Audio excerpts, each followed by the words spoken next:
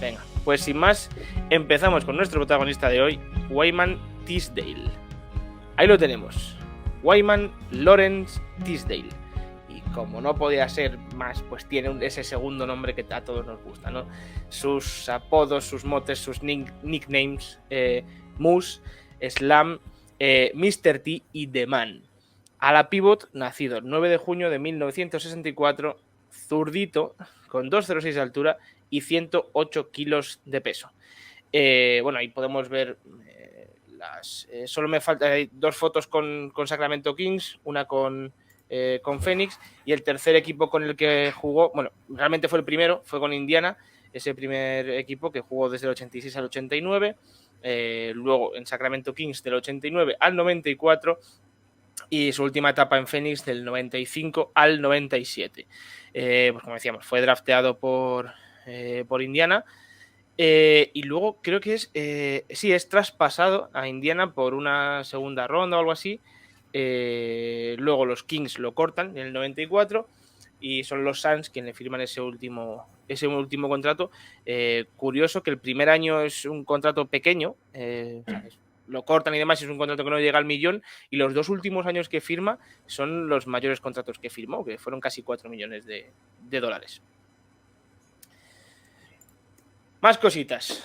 Estadounidense, nacido en Fort Worth, en Texas. Realmente luego nació y se crió en Tulsa, en Oklahoma, pero nació ahí. Jugador seleccionado por Indiana Pacers con el pick número 2 del draft de 1985. A ver, y hago aquí hincapié.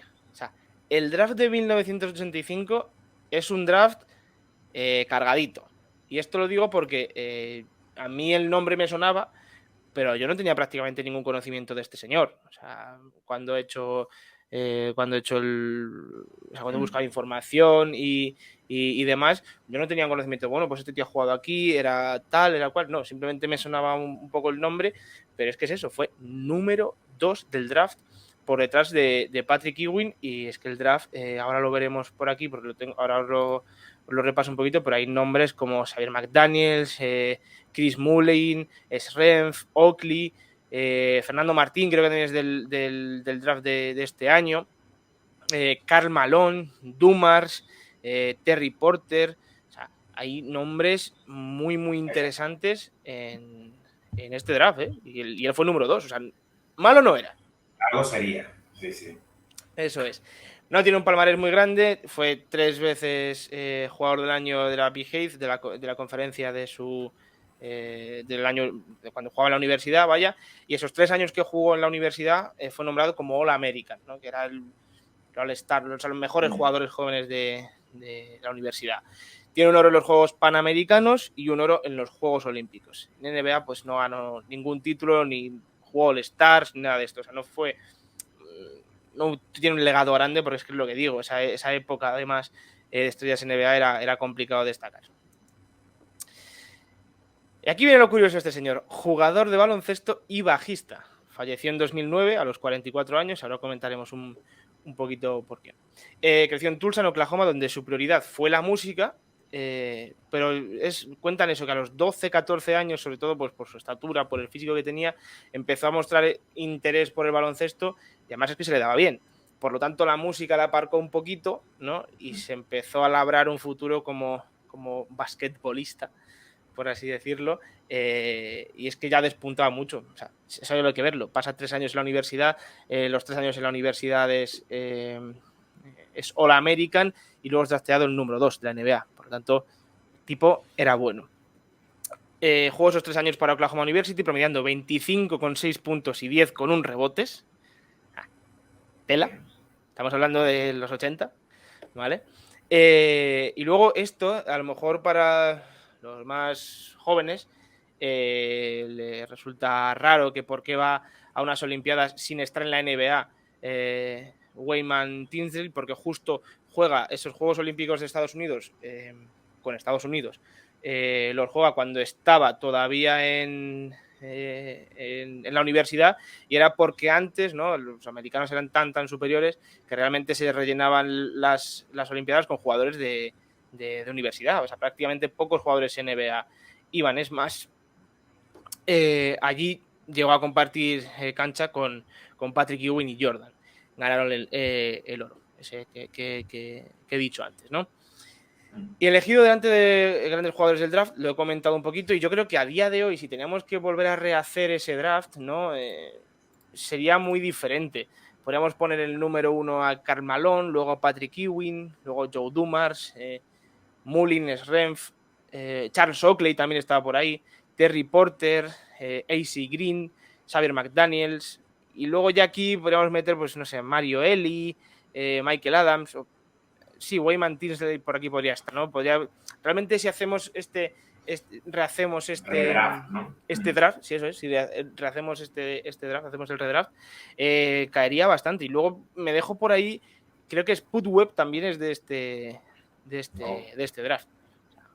Ojito. Al final, pues bueno, se retira, sigue con el tema de la música, lo explicaré un poquito más.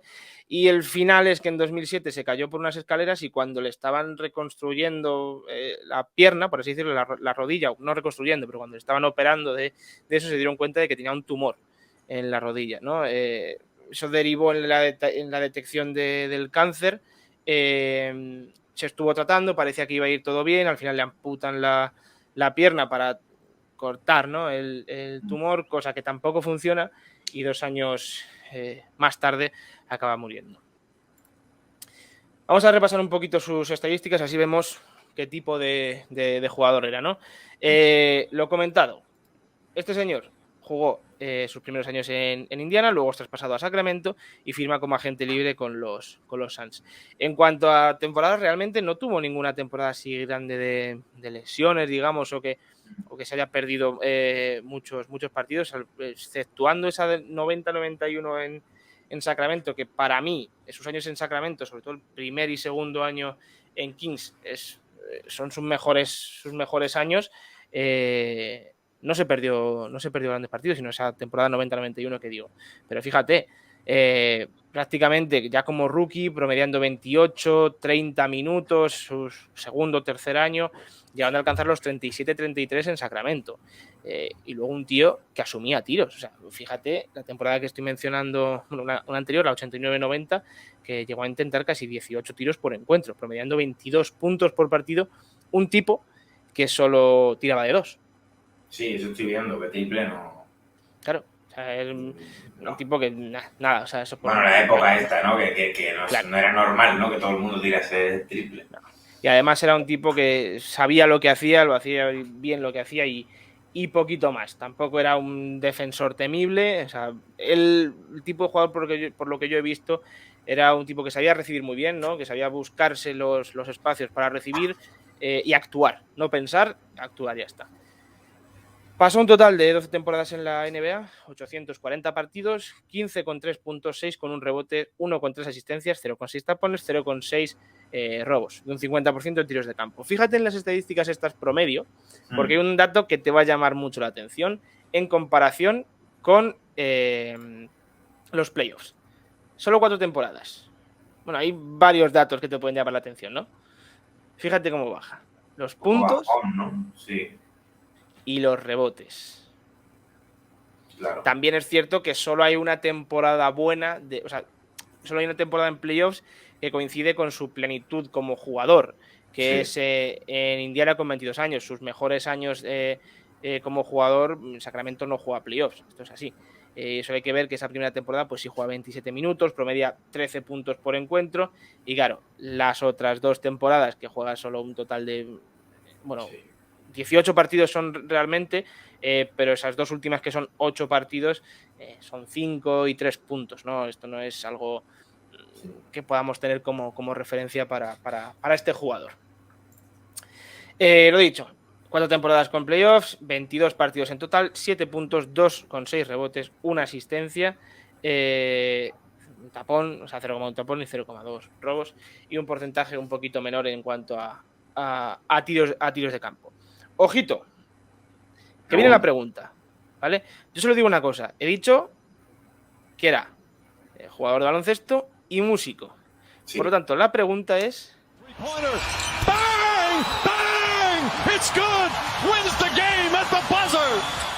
¿Qué estilo de música tocaba? Naf. El primero. Jazz. Correcto. Este señor era bajista y sobre todo, o sea, su música es jazz. Lo dicho, desde pequeño ya asombraban sus cualidades como interior potente y finalizador. Ese juego en el poste bajo, ¿no? Es lo que le llevó a ser dominante en ese aspecto. Y luego, esto es algo que primero consiguió él y luego, por ejemplo, Durant creo que también lo hizo, o algún jugador más, pero él fue el primero, que fue el primer estudiante de primer año en formar parte de la lista All-American. Es decir, él desde el primer año que estuvo, o sea, su año de rookie en la universidad, vaya, ya estaba incluido en el All-Star American, cosa que solo había conseguido él hasta la fecha. Ya digo, luego creo que Kevin Durant y alguno más también lo consiguió. Y a día de hoy la Universidad de Oklahoma sigue teniendo récords de puntuación en un solo partido, en temporadas y de carrera en la Universidad de Oklahoma. En definitiva, es un jugador efectivo, ¿no? Es pues lo que he dicho un poquito, con una gran lectura del juego, pero para recibir el balón cerca del aro. Y era un tipo que ahora lo veremos en los vídeos, sobre todo lo que hacía mucho era seguir el balón con la mirada para encontrar el sitio en el cual él tenía que recibir y podía machacar. Luego tenía un ganchito bastante potente y era muy buen finalizador a la hora de machacar en canasta, por así decirlo. Más cositas. Esto es como lo definían, ¿no? Sus conocidos o la gente que ha tenido buenas palabras para él. Todos coincidían en que era un tipo excepcional, un superdotado para el baloncesto y la música, y un elegido en la vida, la enfermedad y la muerte. La frase es profunda, me ha gustado bastante, sí. Pero sí, o sea, resume un poquito lo que fue este señor. Lo que se comenta mucho también es eso, bueno, lo hemos comentado antes, que realmente él aparca un poquito la música cuando era joven, que es a lo que primero se dedica, y elige el baloncesto, pero él nunca llegó a dejar la música como tal. Lo que decían muchos sus compañeros y demás, que el resto, pues cuando ya dejaban de jugar NBA o tocaba la época de vacaciones, pues todo el mundo se iba a Hawái, se iba a playa, se iba a visitar tal. Pues no, él se ponía a tocar, o sea, él ponía a mejorar su técnica con el bajo, ese tipo de cosas era en la que él dedicaba el tiempo que no lo dedicaba a jugar al baloncesto, vaya. Bueno. Y tras su retirada del baloncesto, lo primero que hace es sacar ese disco, ¿no? Se retira en la temporada 96-97 y realmente ese disco lo graba en el 95, acaba de grabarlo, y fue gracias a ese disco con el que obtuvo el galardón Legacy Tribute Award por Oklahoma Jazz Hall of Fame. O sea, es un señor premio musicalmente hablando, ¿vale? Luego entre su discografía, pues hay muchos, no sé si alguno lo conoceríais, pero tiene Power Forward, In the Zone, Decision, Face to Face, Present 21 Days, Hang Time, Way Up, Rebound o The Fork Record. Y yo en estos nombres de lo que te he dicho, ¿hay cosas que te suenan familiares? Por ejemplo, Power Forward. Sí, me suena de que le ponía nombres relacionados con el baloncesto, ¿no? Un poco. In the Zone, en la zona. Face to Face, que también podríamos decirle un poquito matchup, ¿no? NBA, Rebound también, o sea, son cositas que... O sea, él iba como... El tema de su carrera baloncestística también se la ha llevado un poquito al terreno de la música, ¿no? Bien. Más cositas. Era considerado como la segunda sonrisa de la NBA tras Magic Johnson. Ojito la etiqueta que tenía en la liga por aquel momento. Como detallitos, sus máximos estadísticos en partidos NBA fueron pues un día, no todo el mismo día, no lo consiguió todo el mismo día, sí. Fueron 40 puntos, un día que hizo 19 de 23 en tiros de campo, que está bastante bien. Su máximo en rebotes fueron 18, su máximo en asistencia 7 y igual el máximo en robos y tapones fueron 4. El partido así más completo que he conseguido encontrar fue ese en el que, o sea, que tiene el mejor, su récord de valoración con un 50, en el que ganan a los Clippers 121-104 con 40 puntos, 8 rebotes y 4 asistencias. Partido completito del señor. O sea que no destacó muchísimo, pero era un tipo capaz de demostrar lo que era capaz de hacer. O sea, esto es así. Lo que había comentado, grabó un total de 9 discos con bastante éxito, y esta es la historia de cómo empezó él en la música. Y es que su padre era pastor en la iglesia y él de pequeño pues empezó a tocar el bajo. Ya sabéis que en Estados Unidos depende, pues bueno, la corriente y demás, hay mucha música, suele haber bandas en las iglesias y cosas así. Pues él era el bajista, y era en lo que se centraba él, digamos, aparte de sus estudios, evidentemente en el colegio, luego en el high school, pero es eso, a los 12, 14 años, que es lo que hemos comentado un poquito, ya aparca un poquito el bajo, y es cuando se centra en el baloncesto, ¿no? Luego, si lo tenéis, no lo he encontrado, pero probablemente si lo busco lo encuentre. Es un documental que se grabó, de Wayman Tinsdale Story, que cuenta un poquito su vida. Y es que ese documental justo lo terminó meses antes de su muerte, pues hablando con su familia, un poquito de todo. En YouTube hay bastantes extractos, así que supongo que si os interesa verlo, probablemente lo encontréis por ahí. Y para terminar un poquito con esto, fíjate lo que dijo ya en el lecho de muerte, ¿no? Bueno, contando un poquito esa historia, fue que realmente él informan que él estaba en su casa preparando el siguiente disco que iba a lanzar, sí, que se cayó por las escaleras en su casa, tuvo ese problema, y mientras le curaban, por así decirlo, las rodillas, cuando le descubrieron el cáncer, el cual él llegó a decir que iba a estar al 100%, que iba a superar el cáncer, que tal, que cual, y al final estuvo luchando bastante con él día tras día. Incluso llegó a grabar, pues eso, el documental enfermo, y varios discos, estando bastante jodido de salud. Y en una de estas preguntas que le hicieron, dijo: nada va a cambiarme, uno tiene que afrontar las cosas como llegan, no vale cambiar dependiendo de si vienen bien o mal dadas, al revés. Creo que uno mejora conforme le van pasando las cosas. Así que creo que es una manera muy buena de terminar esta historia.